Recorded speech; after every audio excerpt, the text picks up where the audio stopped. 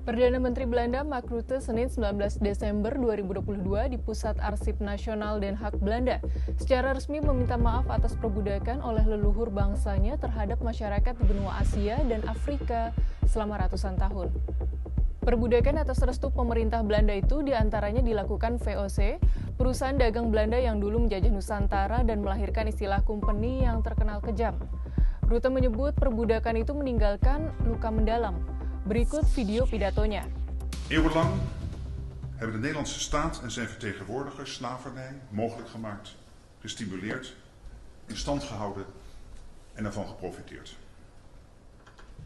Eeuwenlang zijn in naam van de Nederlandse staat mensen tot handelswaar gemaakt, uitgebuit en mishandeld. Eeuwenlang is onder Nederlands staatsgezag de menselijke waardigheid met voeten getreden op de meest afschuwelijke manier.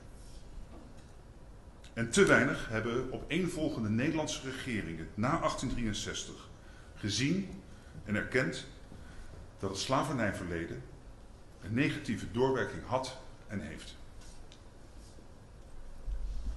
Daarvoor bied ik namens de Nederlandse regering excuses aan. Today I apologize. Di benua Asia diperkirakan 660.000 hingga lebih dari 1 juta orang diperdagangkan di wilayah yang menjadi kewenangan Verenigde Oost-Indische Compagnie atau VOC. Beroperasi pada 1602 sampai 1799 di wilayah yang belakangan menjadi Hindia Belanda, VOC menjadi perusahaan dagang terbesar pada masanya.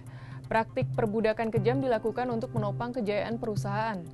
Selain oleh VOC dan pemerintah, perbudakan juga dilakukan oleh Hoogtooie West-Indische Compagnie atau GWC.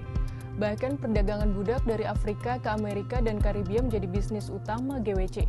Keturunan budak yang diperdagangkan GWC kini tersebar terutama di Karibia.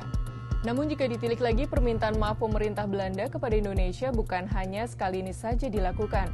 2 tahun sebelumnya, saat kunjungan Raja Willem Alexander Selasa 10 Maret 2020, dalam pernyataan bersama di Istana Bogor, Jawa Barat, Raja Willem meminta maaf secara khusus atas kekejaman berlebihan yang dilakukan Belanda terhadap bangsa Indonesia.